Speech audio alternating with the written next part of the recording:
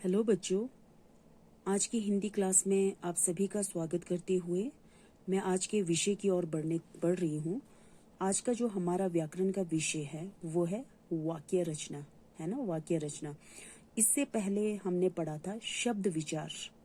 शब्द विचार के अंतर्गत हमने क्या सीखा था? शब्द विचार के अंतर्गत हमने यह सीखा था कि शब्दों का निर्माण यानी कि शब्दों की रचना किस तरह से होती है, शब्द किस तरह से बनाए जाते हैं। वर्णों के सार्थक मेल को, वर्ण यानी कि अक्षरों के सार्थक मेल से ही क्या क्या बनता था? शब्द, है ना। शब्द इसी तरह से बनते हैं, अक्षरों को जोड़ करके, वर्णों को जोड़ करके ही शब्द बनाए जाते हैं। शब्द विचार पढ़ने के बाद आज हम पढ़ेंगे वाक्य विचार। वाक्य किसे कहते हैं? सबसे पहले ये जो मैं अभी आपको जिस बुक से पढ़ा रही हूँ इसमें क्वेश्चन आंसर फॉर्म में है, तो ये आपके लिए समझने में थोड़ा आसान हो जाएगा। ठीक है, आपके ग्रामर में बहुत डिटेल में है, तो अगर आपके ग्रामर से ही मैं पढ़ाऊंगी तो उसके बहुत सारे वीडियोस हो जाएंगे। इसलिए मैं चाहती हूँ कि आपको जो है थोड़ा सा आपका कॉन्सेप्ट क्लियर हो। ठीक है, आपको समझ में आए कि वाक्य रचना क्या है। तो देखिए, इस बुक में जो है क्वेश्चन आंसर फॉर्म में बहुत अच्छे से समझाया है, तो हम यहीं से पढ़ेंगे। ओके बच्चों, तो क्वेश्चन नंबर 1 है, वाक्य किसे कहते हैं? वाक्य से आपको समझ में आ ही गया होगा ना, सेंटेंस।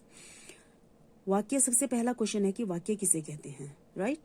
वर्णों के सार्थक समूह को वाक्य कहते हैं।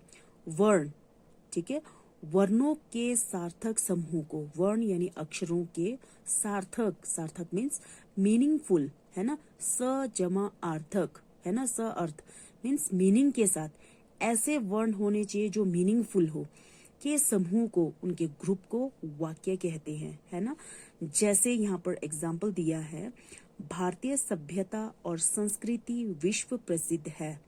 इसमें जितने भी शब्द आपको दिख रहे हैं, भारतीय, है ना, सभ्यता और संस्कृति विश्व प्रसिद्ध है।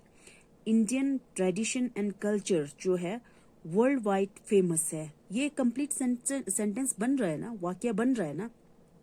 इसको बोलने से हम सभी को पता चल रहा है, हमें समझ में आ रहा है। ठीक है, इसकी भाषा हमें समझ में आ रही है, कितना साफ साफ लिखा है कि भारतीय सभ्यता और संस्कृति विश्व प्रसिद्ध है। तो ये क्या हुआ? एक वाक्य बना। ठीक है, ये एक कंप्लीट सेंटेंस बना है, वो भी कैसा? सार्थक, मीनिंगफुल।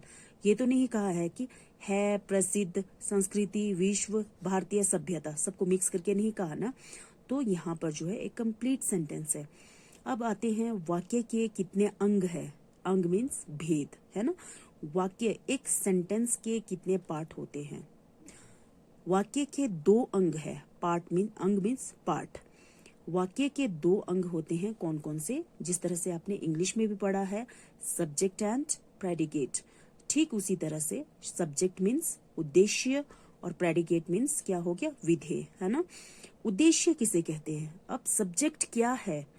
वाक्य में जिसके बारे में जो कहा जाता है उसे क्या कहेंगे? उद्देश्य कहेंगे, सब्जेक्ट कहेंगे।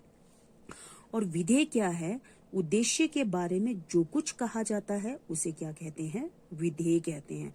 एग्जाम्पल यहाँ पर बहुत अच्छे से दिया है, देखिए यहाँ पर, माधुरी लेख लिखती है। ठीक है, माधुरी जो है नोट्स लिख रही है, तो यहाँ पर जो है किसके बारे में कहा जा रहा है? माधुरी के बारे में। तो माधुरी यहाँ पर क्या हुई? उद्देश्य। और लिखना क्या? उसे लेख लिखती है, लेख लिखना क्या हो गया? प्रेडिकेट यानी कि विधेय हो गया। क्लियर? इतना तक आप सभी को समझ में आ गया, है ना। तो इसके बाद अब हम आते हैं कि वाक्य के भेद। वाक्य के कितने भेद हैं? वाक्य के भेदों का विस्तार से वर्णन कीजिए, विस्तार से, है ना, उसको समझाना है डिटेल से। वाक्य के 2 भेद हैं, रचना की दृष्टि से और अर्थ की दृष्टि से। तो यहाँ पर आपके 9th स्टैंडर्ड में है अर्थ की दृष्टि से। ठीक है, 9th स्टैंडर्ड के सीबीएसई सिलेबस में है अर्थ की दृष्टि से वाक्य के भेद। और 10th स्टैंडर्ड में क्या है? रचना की दृष्टि से। ठीक है, इन दोनों भेदों को एक एक क्लास में सिलेबस में आपके सिलेबस में डाला है ना। तो अब हम आगे डिटेल से पढ़ते हैं कि रचना के आधार पर शब्दों के कौन कौन से भेद हैं और अर्थ के आधार पर कौन कौन से वाक्य के भेद हैं। ठीक है, तो देखिए यहाँ पर अब हम पहले पढ़ते हैं कि रचना के अनुसार, यानी कि रचना के अंतर्गत वाक्य के 3 प्रकार होते हैं, है ना। सरल वाक्य, संयुक्त वाक्य और मिश्रित वाक्य। सरल वाक्य मीन्स सिंपल सेंटेंस। अब सेंटेंस भी कई तरह के होते हैं, जब हम वाक्य बोलते हैं तो बहुत तरह के होते हैं, उसके भी डिफरेंट डिफरेंट काइंड होते हैं। जब हम बोलते हैं तो हमें पता नहीं चलता है, लेकिन जब हम ग्रामर में पढ़ रहे हैं तब हमें पता चलता है कि हाँ, सेंटेंस भी कई तरह के होते हैं, है ना। तो यहाँ पर बताया है कि सेंटेंस जो है 3 तरह के होते हैं, वाक्य 3 प्रकार के होते हैं। कौन कौन से? सरल वाक्य, संयुक्त वाक्य और मिश्रित वाक्य। सरल मीन्स सिंपल सेंटेंस और संयुक्त वाक्य मीन्स कॉम्प्लेक्स सेंटेंस और मिश्रित वाक्य यानी कि क्या है? कंपाउंड सेंटेंस, है ना, सेंटेंसेस जो भी आप कहेंगे। अब आता है कि सरल वाक्य क्या है। सरल का मतलब मीनिंग आपको पता है ना। सरल मीन्स इजी, सिंपल, है ना। जिस वाक्य में एक उद्देश्य, एक सब्जेक्ट और एक प्रेडिकेट होता है, विधेय होता है, उसे क्या कहेंगे? सरल वाक्य कहते हैं। जैसे नदियां पर्वतों से निकलती है। नदियां, यहाँ पर किसके बारे में बताया जा रहा है? एक ही उद्देश्य है। उद्देश्य क्या है? नदियां है। विधेय भी एक है, जिसके बारे में, ठीक है, ये यहाँ पे क्या कह रहे हैं? उद्देश्य जिसके बारे में कहा जाता है उसको क्या कहते हैं? विधेय। तो उद्देश्य, नदियां कह रही है कि नदियां पर्वतों से निकलती है, तो पर्वतों से निकलना क्या हुआ? यहाँ पर विधेय हुआ, है ना। इसके बाद है कि मैं 8वीं कक्षा में पढ़ता हूँ, ठीक है। कौन? मैं। यहाँ पर मैं क्या है? मैं क्या है? उद्देश्य है। और 8वीं कक्षा में पढ़ता हूँ क्या है? विधेय है, ठीक है। तो यहाँ पर उद्देश्य और विधेय आपको दिख रहा है। 8वीं कक्षा में पढ़ता हूँ, ये क्या है? विधेय है। दूसरा है संयुक्त वाक्य। संयुक्त मीन्स कॉम्प्लेक्स सेंटेंसेस। जिस वाक्य में 2 या 2 से अधिक स्वतंत्र वाक्य समुच्चय बोधक में जुड़े होते हैं, वह संयुक्त वाक्य कहलाता है। जैसे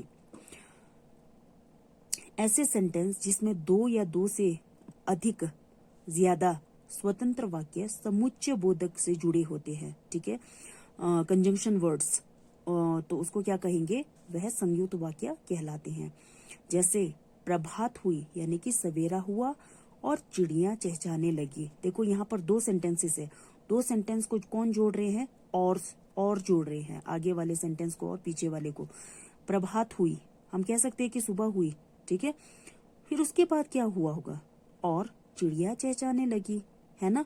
इन दोनों को जोड़ने वाले शब्द कौन सा हुआ? और। तो ये क्या है? समुच्चय बोधक, है ना। मैं व्यस्त था, यानी कि मैं बिजी थी, इसलिए समारोह में ना आ पाई, इसलिए वो ये समारोह में नहीं आ पाई। व्यस्त थी इसलिए, ये जो आगे वाला सेंटेंस और पीछे वाले सेंटेंस को किसने जोड़ा? इसलिए ने, तो वो समारोह में नहीं आ पाई। तीसरा है मिश्रित वाक्य। मिश्रित वाक्य यानी कि कंपाउंड सेंटेंसेस। जिस वाक्य में एक प्रधान उपवाक्य और एक आश्रित उपवाक्य होता है, उसे क्या कहेंगे? मिश्रित उपवाक्य कहते हैं। जैसे महात्मा गांधी ने कहा कि कभी झूठ नहीं बोलना चाहिए, है ना। महात्मा गांधी ने कहा, इसको जोड़ने वाला क्या है? इसके बीच में क्या दिख रहा है आपको? कि कभी झूठ नहीं बोलना चाहिए, ठीक है। इसमें प्रधान उपवाक्य क्या है? महात्मा गांधी ने कहा। और आश्रित उपवाक्य क्या है? कभी झूठ नहीं बोलना चाहिए, ठीक है। बीच में क्या जोड़ा है? कि, है ना। तो ऐसे शब्दों को क्या कहेंगे? मिश्रित वाक्य कहेंगे। मिश्रित मीन्स कंपाउंड सेंटेंसेस।